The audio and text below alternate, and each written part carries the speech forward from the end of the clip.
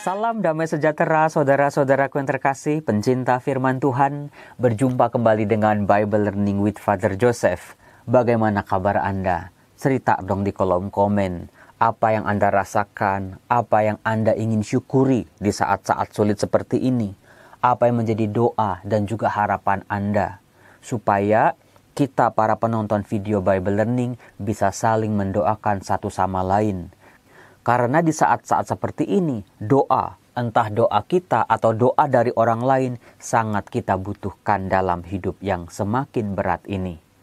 Nah saudaraku, senang rasanya di tengah kesibukan saya mengajar, tetapi saya masih bisa menyapa Anda di media sosial ini. Kita membaca firman Tuhan bareng-bareng, kita menggali, kita memaknai, dan mengambil inspirasi buat kehidupan kita.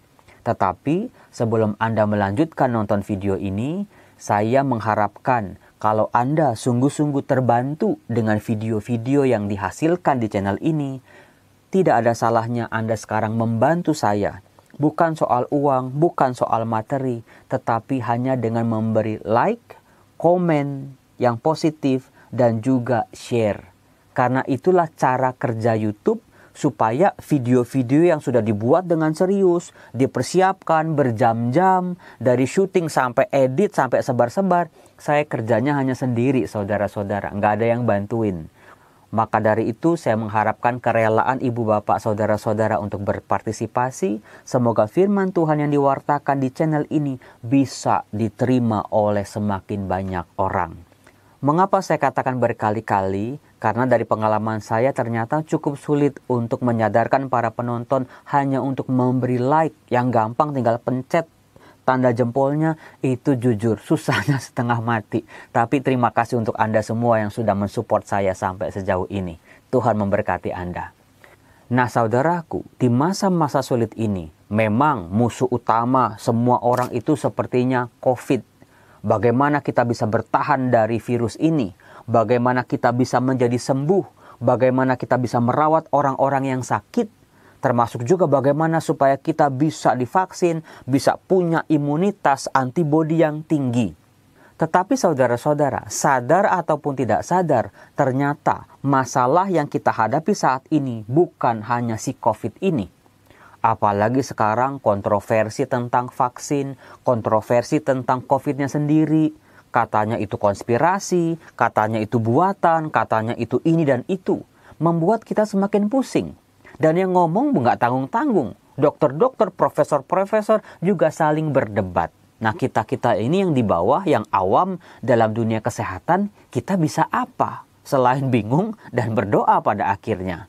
Nah saudara-saudara, ternyata masalah yang kita hadapi bersama-sama ini bukan cuma soal COVID, tetapi muncul juga masalah-masalah yang lain. Tetapi saudara-saudara, ada satu ketakutan lagi yang pasti dirasakan oleh banyak orang, yaitu sekarang banyak orang yang terlilit hutang. Karena penghasilannya dibatasi, dikurangi, atau tidak ada sama sekali, sementara dapur harus tetap ngebul, cicilan-cicilan harus tetap dibayar, anak-anak butuh biaya untuk sekolah, untuk makan, dan keperluan yang lain.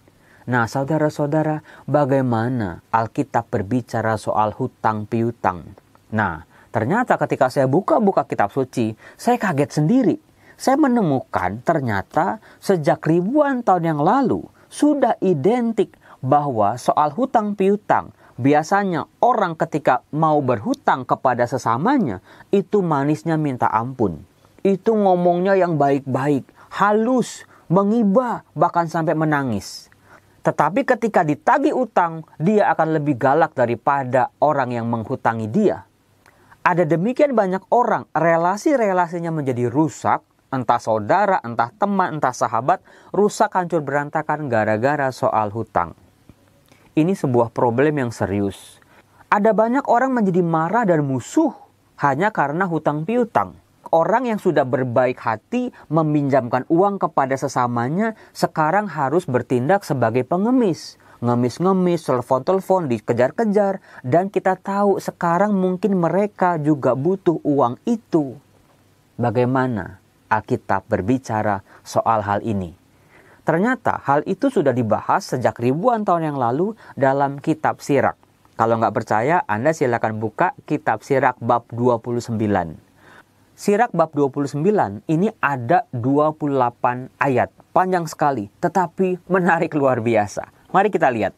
Ayat 1. Saya akan bacakan bersama Anda dan bagaimana kita melihat duduk perkaranya di setiap ayat. Ayat 1. Barang siapa menaruh belas kasihan memberi pinjam kepada sesamanya.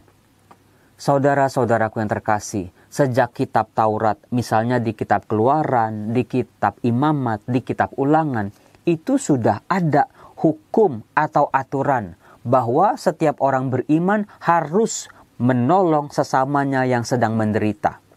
Atau mereka tidak boleh membiarkan sesamanya hancur dalam penderitaan.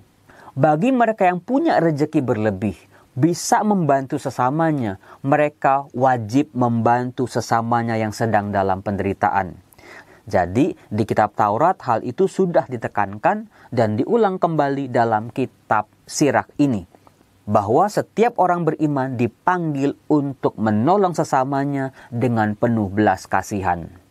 Kemudian di ayat 2 dikatakan, pinjamkanlah kepada sesamamu dikala ia kekurangan, tetapi, nah ini dia, kembalikanlah kepada sesama tepat pada waktunya.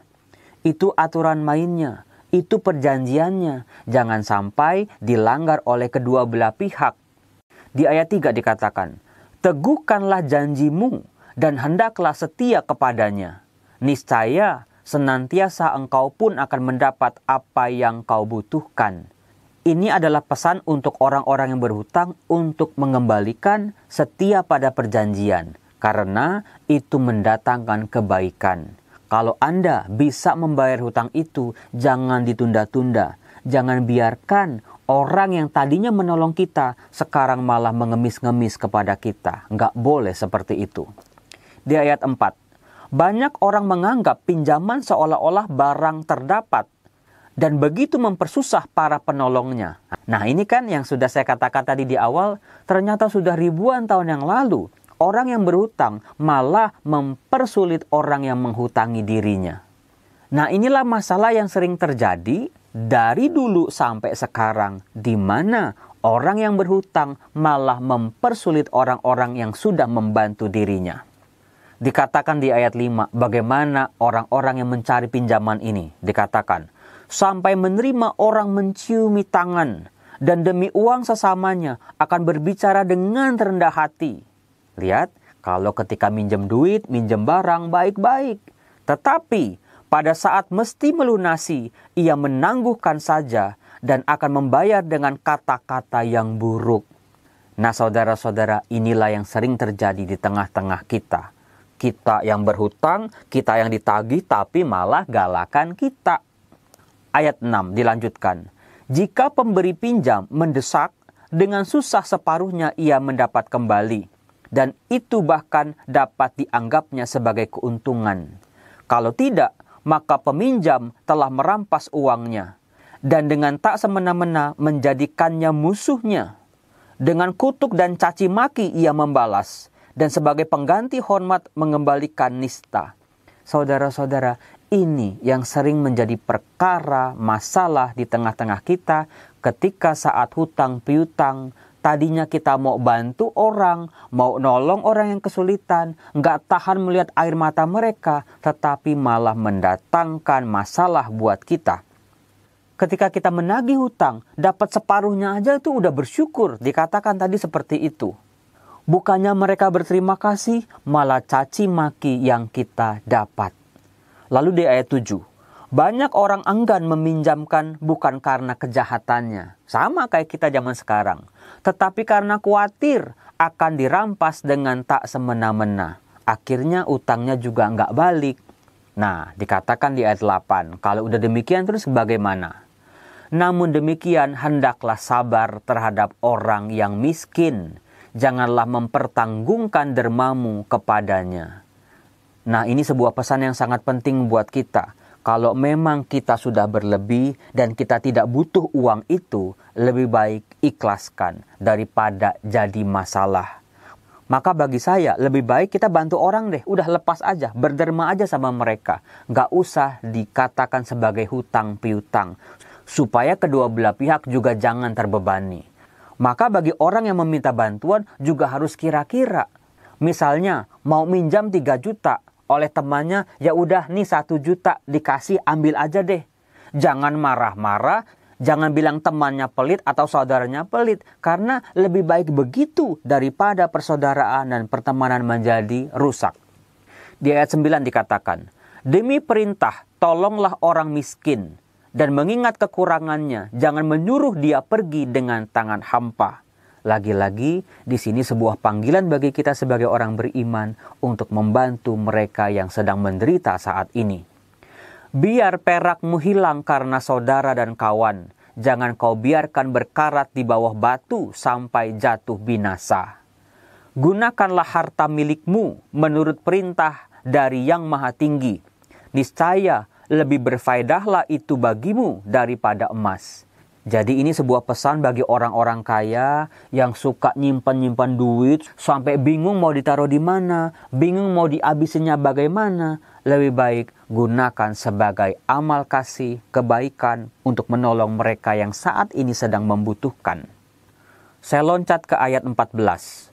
Orang yang baik budi menanggung sesama manusia, tetapi oleh yang telah kehilangan rasa malu ditinggalkan. Jangan melupakan segala jasa si penanggung, sebab demi engkau ia telah menyerahkan nyawanya.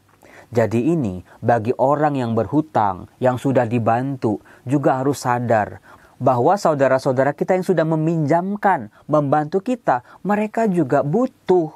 Mereka juga lagi bergulat dengan rezeki-rezeki mereka. Maka kalau kita bisa membayar hutang mereka, bayarlah saat itu juga.